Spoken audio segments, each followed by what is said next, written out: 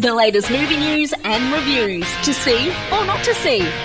With The Dark Knight Rises making a lot of news at the moment, and the prologue being released with Mission Impossible Ghost Protocol on IMAX, and the new trailer being released in cinemas, I thought it might be a good time to look back on what's regarded as the best comic book movie and one of the greatest movies of all time, The Dark Knight. Coming into this movie, fanboys were worried. Nolan had brilliantly rebooted the Bat franchise with Batman Begins, and then he teased the appearance of the Joker at the end of that. Then 10 Things I Hate About You star Heath Ledger was cast as the Joker, a decision which was met with uproar from the fans. I mean, how could this rom-com star take on the most iconic villain of all time? Now, when I first saw The Dark Knight, it was in an early screening 2 days before the film was released. I walked in the cinema excited, but I was in no way prepared for what I was about to see. I don't think my mouth closed once, and at least 80% of my seat wasn't sat on at all. Not only had Nolan successfully followed up a brilliant movie with an even better sequel, it created something special, a movie that all other movies based off comic books or novels would be compared to for the rest of time. You can't go past the forum about movies based on comics these days without some troll butting in with it won't be as good as The Dark Knight.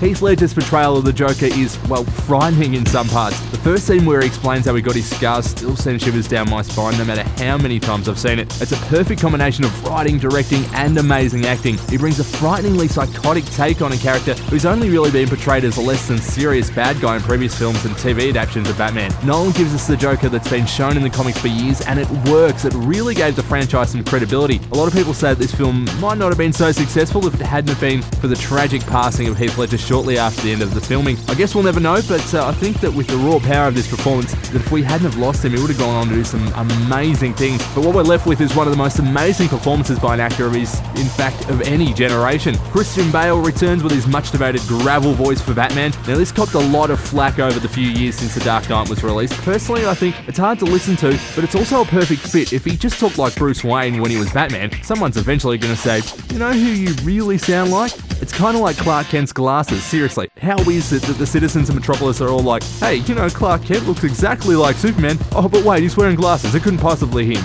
But I digress. One scene in this movie that shows just how amazing Nolan is as a director is the interrogation scene between Batman and the Joker. It's just a beautifully shot and amazingly written scene. A lot of the dialogue was actually improvised, which only goes to show the skill behind Christian Bale and Heath Ledger. This is another scene that no matter how many times I've seen it, it really blows me away. It's unfortunate that we're not going to see the Joker in The Dark Knight Rises because these characters obviously have such a rich story to explore, but as the fanboys say, in Nolan we trust. I've got no doubt that he'll raise the stakes and maybe even bring a film that tops The Dark Knight with The Dark Knight Rises, but only time will tell. The Dark Knight is available on DVD and Blu-ray now and will be re-released for a limited run in IMAX and most likely normal cinemas in the months leading up to The Dark Knight Rises, which is in cinemas July 2012. Check out more movie reviews online right now to seeornottosee.net.